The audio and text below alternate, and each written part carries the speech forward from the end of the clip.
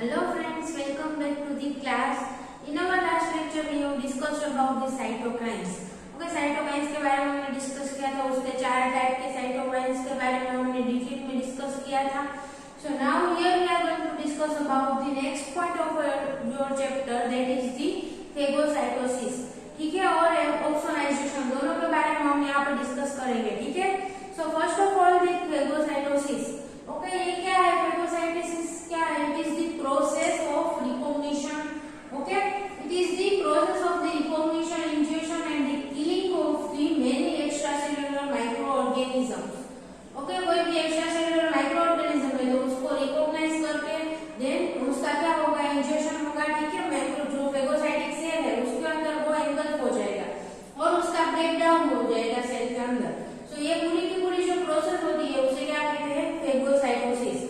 Okay, so phagocytic cells के रूप में कौन कौन वर्क करता है? Monocytes, macrophages and neutrophils. Okay, so these three are the major phagocytic cells. Okay, phagocytic cells को दूसरा phagocytes भी कहा जाता है commonly, and these three are the examples: monocytes, macrophages and neutrophils. ये तीनों phagocytes के रूप में वर्क करते हैं. इसका मीनिंग क्या है? कोई भी माइक्रो ऑर्गेनिज्म है या फिर कोई फॉरेन पार्टिकल है तो उसको ये तीनों जो सेल है वो क्या करेंगे? उसको रिकॉग्नाइज करेंगे पहले तो कि ये फॉरेन पार्टिकल है, देन उसको एंगल्फ कर लेंगे. ठीक है, इंजेक्शन कर लेंगे and then they will kill the extra cellular. कोई भी माइक्रो ऑर्गेनिज्म है या फिर एंटीजन है तो उसको वो किल कर देंगे. ठीक है, अपने सेल के अंदर. Then the important early defence to the invading pathogens. Okay, it is the important early defence mechanism है क्योंकि जो फेगोसाइटिक सेल्स है हमने इनेट इम्यून रिस्पांस में देखा था. इनेट इम्यूनिटी के कंपोनेंट्स के बारे में जब हमने डिस्कस किया था तो तब हमने देखा था कि there is the phagocytic barriers. Okay, जो फेगोसाइटिक बैरियर्स में ये तीनों सेल्स आते हैं कि जो फेगोसाइटोसिस की प्रोसेस के थ्रू एंटीजन को रिमूव करने में हेल्प करते हैं. ठीक है, so they are the part of the innate immune response. और फेगोसाइटोसिस की जो प्रोसेस है वो इनेट इम्यून रिस्पांस का पार्ट है. ठीक है, so it is the early defense mechanism of the against the invading pathogen. Okay, and this is the part of the innate immune response. Now the phagocytes recognizes, ingests and kill the many extracellular microbes by a process known as the phagocytosis. ठीक है, phagocytes के through ये जो भी recognition, injection and killing की mechanism होती है उस पूरी की पूरी प्रोसेस को क्या कहते हैं? phagocytosis. ओके, अभी फेगोसाइटोसिस की प्रोसेस किस प्रकार होती है वो यहाँ पर हम देखते हैं. ठीक है, तो first of all this is the phagocytic cell. Okay, इसके यहाँ पर क्या होगा? ये हमारा एंटीजन और कोई माइक्रो ऑर्गेनिज्म ले लेते हैं. ठीक है, this is the bacterial cell. Okay, bacterial cell को क्या करेगा? फेगोसाइट है वो अपने अंदर एंगल्फ कर लेगा. ठीक है, bye the process of the endocytosis. उसके आजू बाजू ऐसे स्यूडोपोडिया लाइक अपने किस प्रकार करता है फेगोसाइटोसिस? यहाँ पर एक बैक्टीरिया प्रेजेंट है, this is the phagocytic cell. वो इस बैक्टीरिया को किस प्रकार एंगल्फ करेगा? इसके आसपास यहाँ पर कैसा ऐसा स्ट्रक्चर फॉर्म हो जाएगा. ठीक है, ये बैक्टीरिया के आसपास अभी इस प्रकार का स्ट्रक्चर फॉर्म हो जाएगा और उसके बाद इसे पूरा का पूरा वैक्यूल्स के फॉर्म में अपने अंदर एंगल्फ कर लेगा. ठीक है, so this is the bacteria that is ingested by the phagocyte. Okay, now so यहाँ पर ये वैक्यूल के फॉर्म में अभी आ गया है.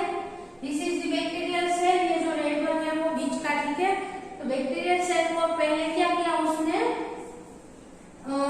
इंजेस्ट किया. ठीक है, रिकॉग्नाइज तो किया ही होगा पहले कि ये बैक्टीरियल सेल है, कोई फॉरेन पार्टिकल है. उसके बाद उसका इंजेक्शन होता है इस प्रकार. ठीक है, अभी यहाँ पर जो ये वैक्यूल बनती है उसे क्या कहते हैं? फेगोसोम. ठीक है, the vacuole that is formed by the process of the phagocytosis is known as the phagosome. ठीक है, अभी क्या होगा? इसके साथ एक और वेसिकल का फ्यूजन होगा that is known as the lysosome. Okay, cell के अंदर जो प्रेजेंट है लाइसोसोम उसका इसके साथ फ्यूजन होगा. ठीक है, दिस इज द लाइसोसोम. ये दोनों वैक्यूल्स का फ्यूजन होगा and it will form a vacuole. ठीक है, यहाँ पर इन दोनों का इस प्रकार फ्यूजन होगा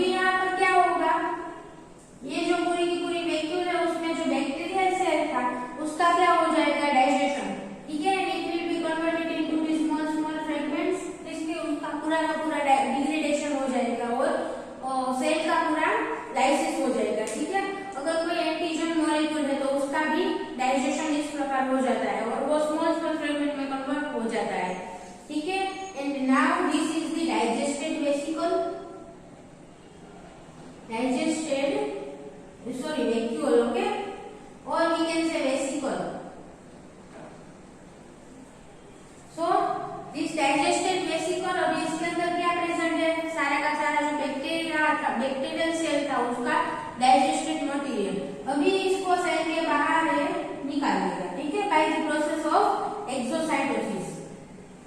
एक्सोसाइटोसिस,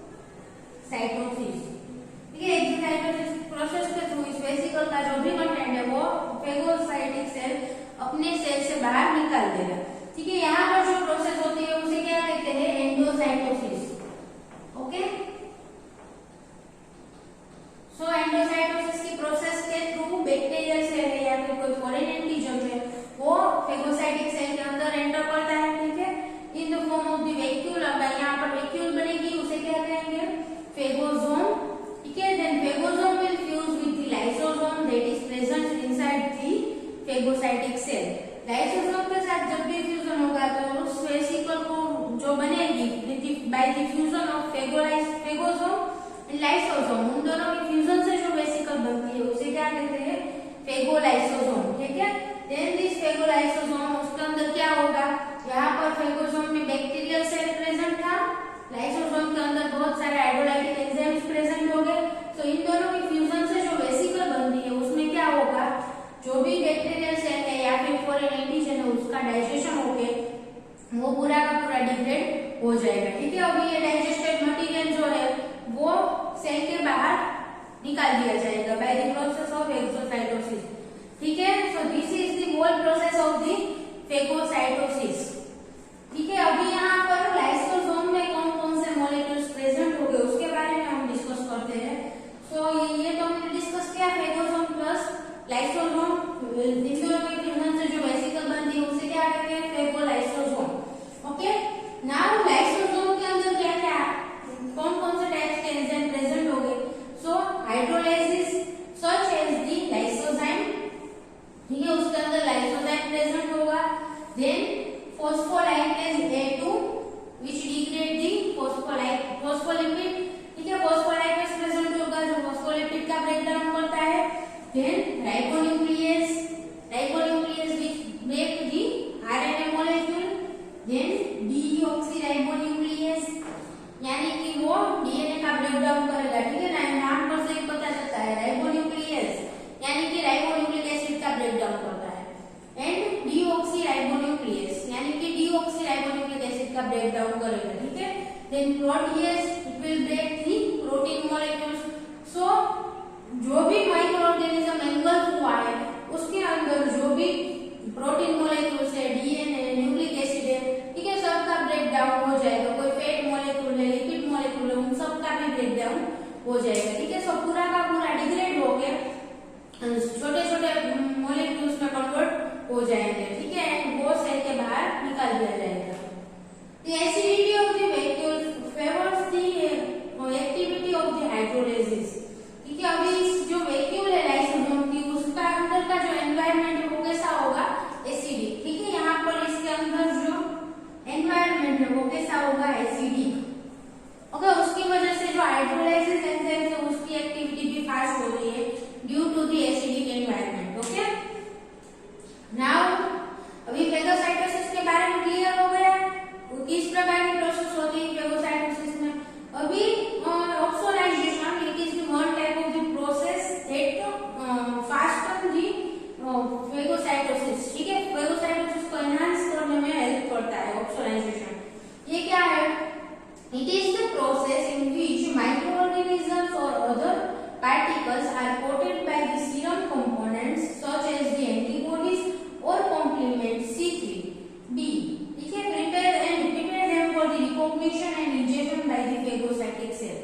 अभी यहाँ पर क्या कहा, देखो ये हमारा माइक्रो ऑर्गेनिज्म है, ठीक है, this is the micro organism.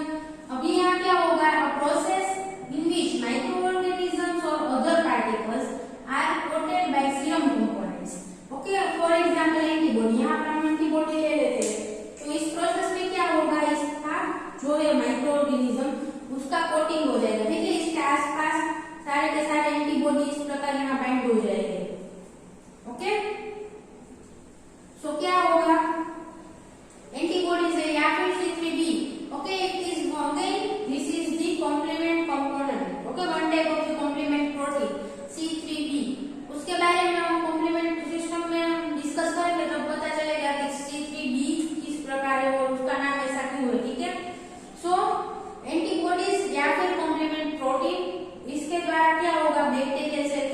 हो जाएगा, ठीक है, इसके आसपास बाइंड हो जाएंगे।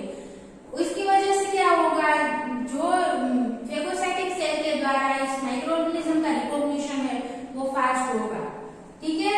इसे क्या कहते हैं, टैगिंग ऑफ फॉरेन पार्टिकल और माइक्रो ऑर्गेनिज्म, ठीक है। यहाँ पर क्या हो गया है, टैग हो गया है, यहाँ पर एंटीबॉडी बाइंड हो चुका है, तो ये जो ये बैक्टीरियल सेल है या फिर जो भी है वो फॉरेन पार्टिकल है, ठीक है। इसे एंटीबॉडीज ने टैग कर दिया है, ये फॉरेन पार्टिकल है, इसका रिमूवल करना है, ठीक है। अभी फेगोसाइटिक सेल को इसको रिकॉग्नाइज करने में बहुत ही इजीली रिकॉग्नाइज कर पाएंगे, ठीक है, फेगोसाइटिक सेल।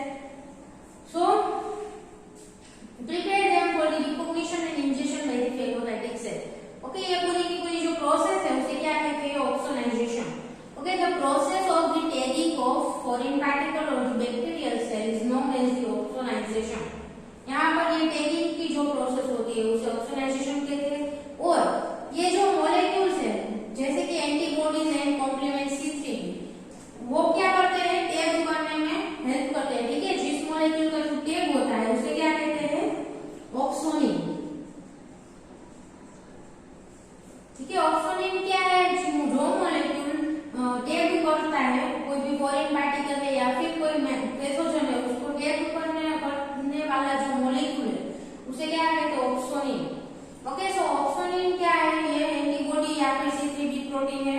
एंड ऑक्सोनाइजेशन प्रोसेस समझ में आई, the process of the taking of foreign particle with the opsonin molecule, okay, is known as the ऑक्सोनाइजेशन।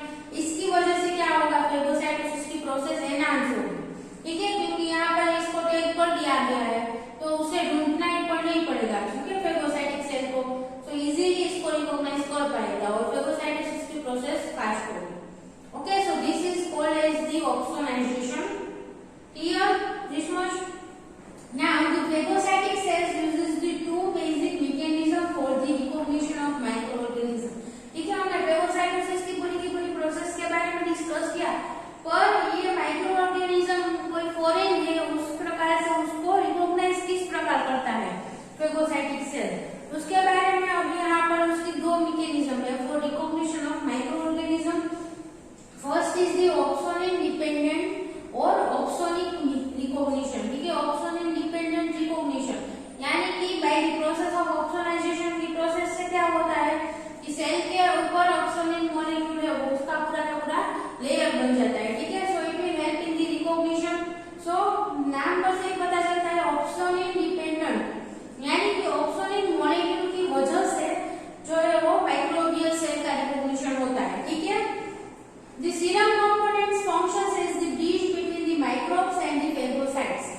अभी माइक्रोब्स एंड फेगोसाइट्स दोनों के बीच का जो ब्रिज है वो कौन बनते हैं, serum components like antibodies C3b, ठीक है, हमने जो डिस्कस किया था वो दोनों को क्या कहते हैं, opsonins. Okay, so opsonin molecules will function as a bridge between the microbes and the phagocytes. Now oxonins binds to the microbe surface at one end and to specific receptors on the phagocytes surface at the other end. अभी ऑक्सोनिन molecule किस प्रकार bind करेगा, यहाँ पर ये bacterial cell है उसकी membrane पर हमने इस प्रकार से एंटीबॉडीज ड्रॉ किए थे, ठीक है। यहाँ पर बहुत सारे एंटीबॉडीज के साथ बाइंड कर जाएगा। अभी ये जो एंटीबॉडी है वो किसके रूप में वर्क करता है, opsonin. Okay, so this opsonin molecule will bind to the microbial cell at one end, and यहाँ पर जो ये दूसरा उसका एंड है वो क्या कहाँ बाइंड होगा, यहाँ पर ये जो फेगोसाइटिक सेल है उसकी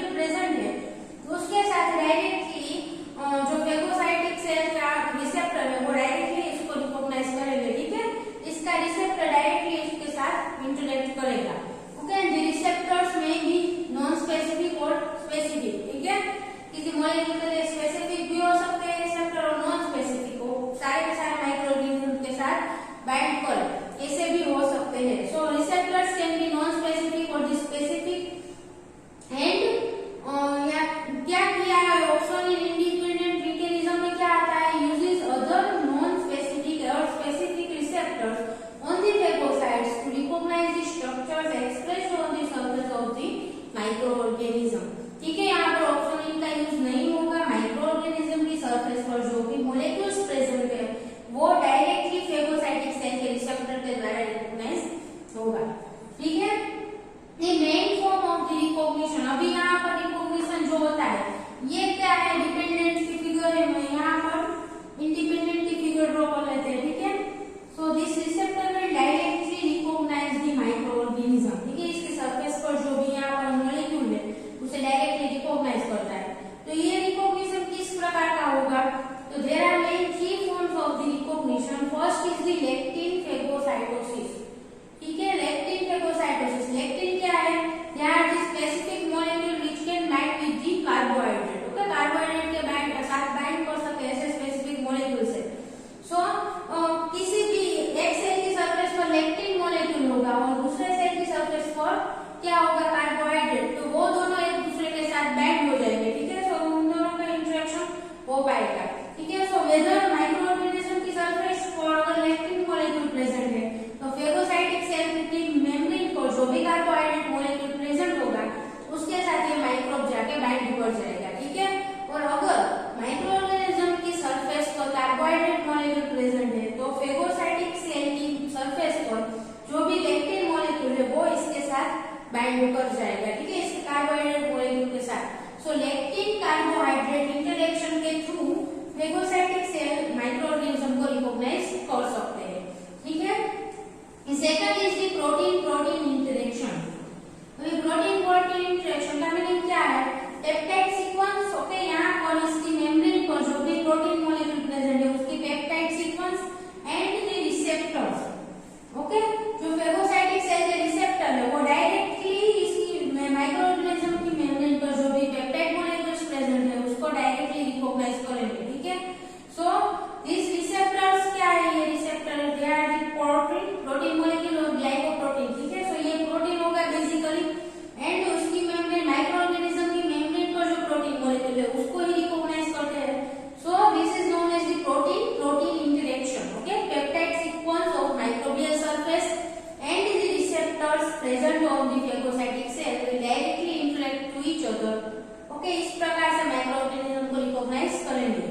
third is the hydrophobic interaction. Okay, this interaction क्या है, बाय हाइड्रोफोबिक इंटरेक्शन। अगर हमारा जो पैथोजन है या फिर फॉरेन एंटीजन है वो हाइड्रोफोबिक हो नेचर में और जो फेगोसाइटिक सेल है उसकी मेम्ब्रेन भी हाइड्रोफोबिक होगी नेचर में। ठीक है, सो हाइड्रोफोबिक इंटरेक्शन के थ्रू भी माइक्रो ऑर्गेनिज्म को रिकॉग्नाइज किया जा सकता है। ठीक है, यहाँ पर माइक्रो ऑर्गेनिज्म क्योंकि साइटोप्लाज्म नहीं, यहाँ पर जो बाहर फेगोसाइटिक सेल के बाहर क्या प्रेजेंट होगा, इंटरस्टिशियल फ्लूइड। ठीक है, वहां पर वाटर भी प्रेजेंट होगा। सो वहां का जो एनवायरनमेंट है वो कैसा होगा, हाइड्रोफिलिक। ठीक है, और इसकी मेम्ब्रेन है वो हाइड्रोफोबिक है। सो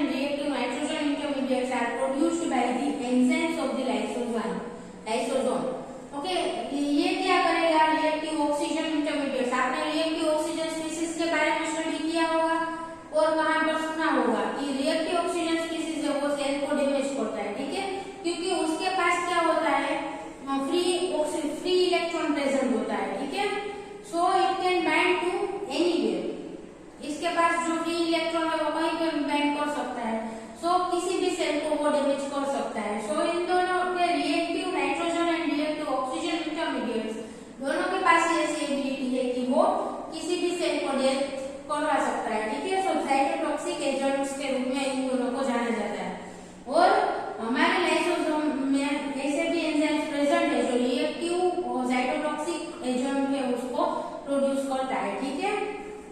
So this will help in the killing of the any foreign cells that is entered by the phagocytosis.